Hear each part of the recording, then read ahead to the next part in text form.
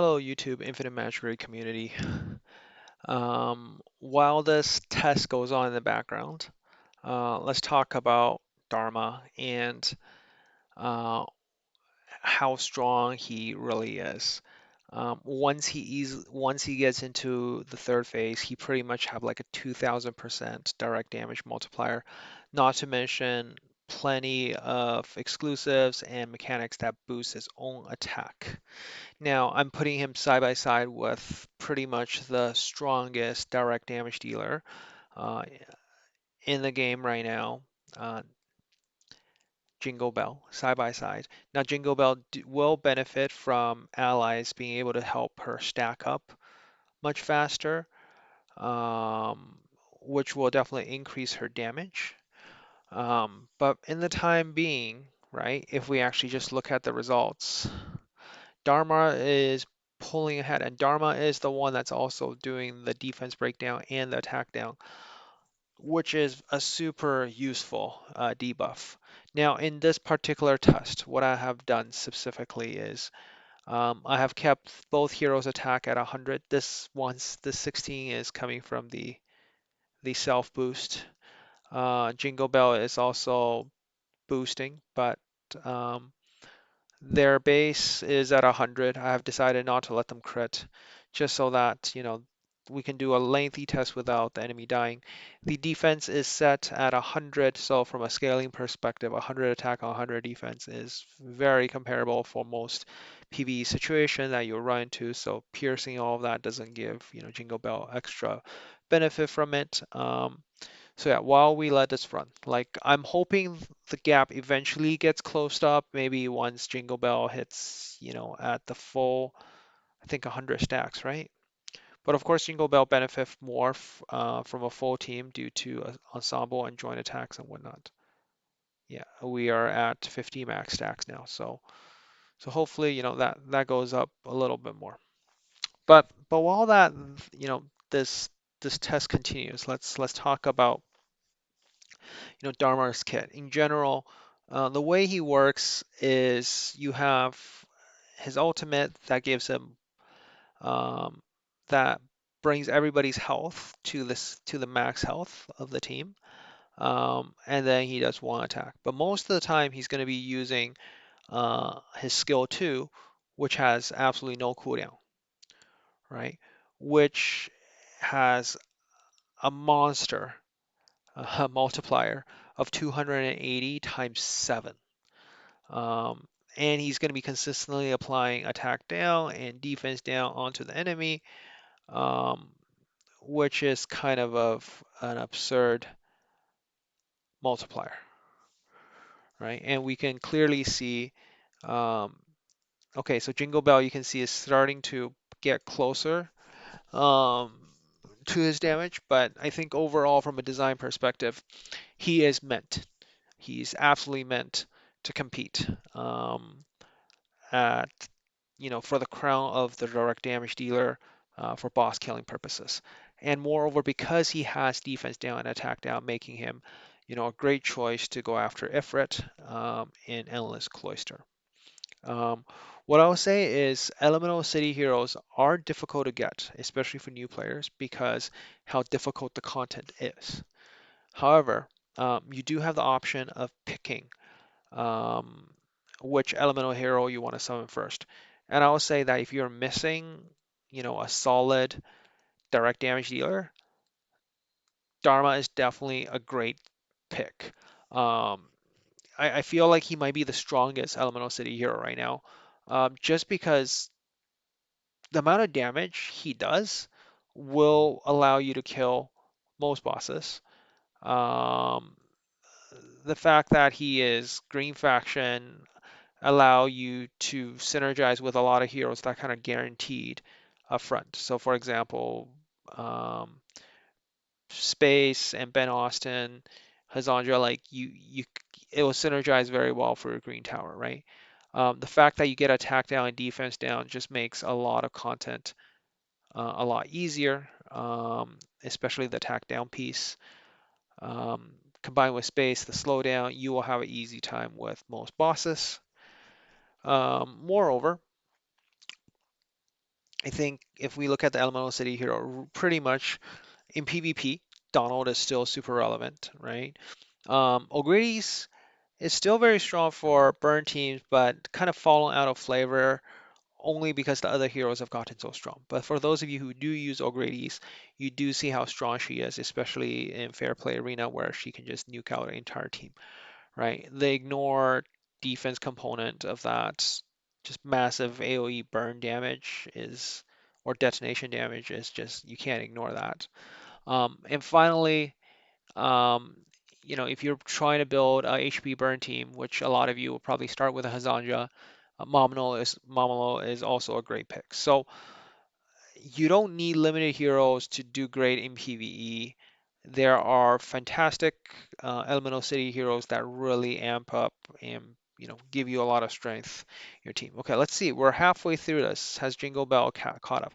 Jingle Bell almost caught up, and we're probably like, I don't know how many turns it's been, but um, Dharma definitely is very competitive damage-wise, right?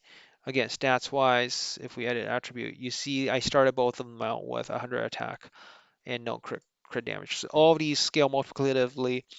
If you haven't seen the game mechanic formula, damage formula, video from mine, go to my channel and check it out. So this is a very valid test to show that these two heroes do have very comparable damage. Jingle Bell, I think in the long run, will ultimately do a little bit more in a full team situation because you can get your full stack up a lot sooner, and she will likely to be at fully charged for her snowballs. Um, but we have to remember that Dharma is helping out because Dharma is providing the defense breakdown. So in grand scheme of things, I would say they're on par if we're talking about boss killing capability as if you have to choose one hero to bring to do direct damage, Dharma definitely is it. All right, so let's go into his kit. I think, I ramble along enough. A lot of people are just like, can you just explain to me how his exclusive work and how does his kit work? So let's slow it down. And let's just try again, restart out. Okay. So first of all, Dharma, his basic attack doesn't do too much. The extra damage, ignores defense, but that's not what he uses most of the time. He's going to be starting out with concentration. Whenever he uses concentration, he's going to give attack up to everybody, restore everyone's health to the highest percentage amount all allies. So that's really helpful. Now, um, but the other part is every time he uses concentration, he's going to upgrade his second skill. First time, it's going to be just a single kick, okay? So one hit, defense down. Not that exciting, right? Um, the next time you use it, if you do use concentration. You see here the concentration icon here. This is how you know which phase is in. He's in stage 2. Now his concentration attack is going to be using the second form where it's kind of like a kick. And this kick has a 80% chance to have defense down and attack down. And again, no cooldown, right? But you're hitting it twice. And papa, boom, and there you go, 2 hits of 280. And that's somewhat impressive, but we're really hoping for is to get him into the third form. When you get him to the third form, um, and again, every time he does this, he creates a shield and he does one basic attack. But when he gets to his final form, it's 7 kicks, right? It's like 7 hits of 280, and again, still able to apply defense down, attack down every single turn. This is the crazy part about it. Now, the only way for him to actually lose this form is when he gets attacked enough times to lose his stance. All right. So let's go. That's basically how he works. And once you're in this form, he will actually just automatically prioritize the skill, and you're just doing some absurd, absurd amount of damage. Let's go through his exclusive now, but maybe first talk about his passive. Okay, at this beginning, he will go, have 1 layer of gathering eternal force. So this corresponds to which stage he is in. Now, each time he gains 1 layer, he loses 1 layer whenever he gets broken stance, and or his stance gets to reduce to more value. The more layers you have, the stronger the kicking. After it's kicked, after he's kicking, 10% of his max HP, or 40% if 2 layers are owned. But grand scheme of things, like you're applying a shield every single turn, right? And it's a small shield, but nonetheless it's a shield, right?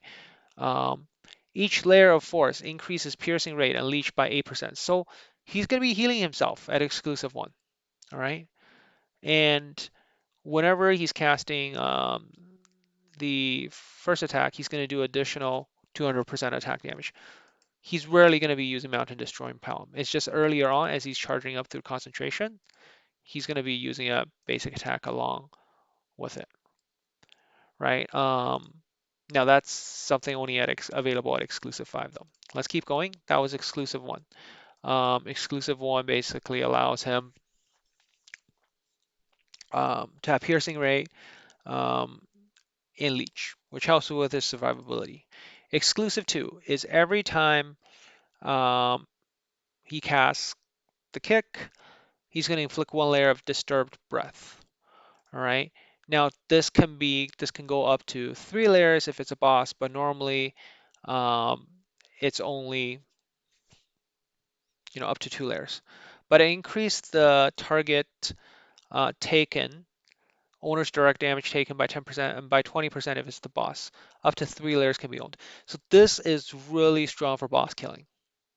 All right. So Dharma is going to be super strong. And again, Saga City heroes are getting a like we used to say, Dragon Tribe was the OP faction, but like they just keep throwing these super OP heroes into Saga City now. All layers will be removed when the owner takes a dot. This is also saying that if you build him, you don't want to use him with any dot damage dealers, so pure direct damage team, right? Which is fine, right? But that also means you can't use Little Jack with him. But he's already doing the attack down, right? Yes, attack down plus Jack is 80%, which is great, but you don't use Dharma with Little Jack. They won't let you use him with him. But that's okay. Like, I mean, use Lydia, use other heroes that, you don't have to reduce attack. You can reduce their skill damage, right?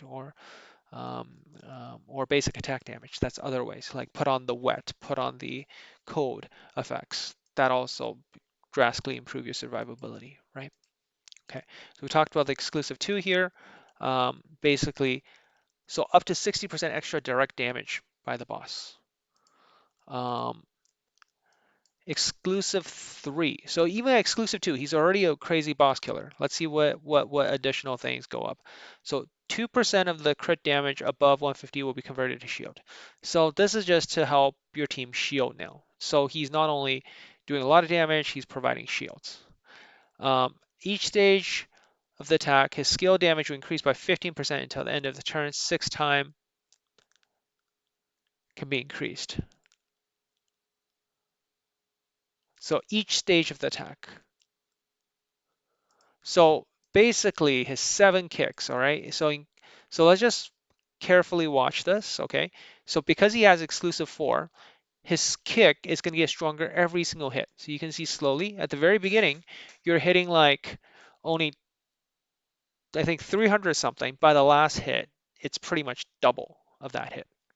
Right, so exclusive 4 is again a very big damage boost, and finally exclusive 5 means when you are casting this third skill, you will cast um, um, the basic attack 1 time and increase his Dharma attack by 8%. So he can effectively use his concentration 8 times and get 64% attack boost.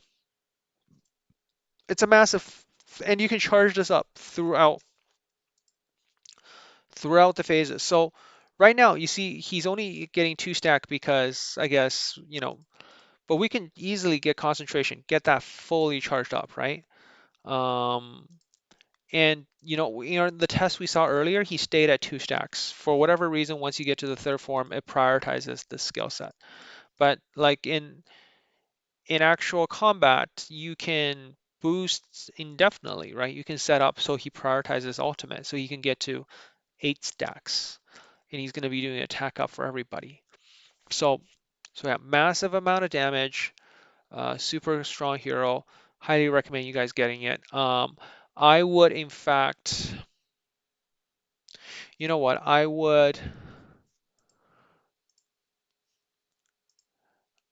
will regress him. I will regress my O'Grady's and get this guy.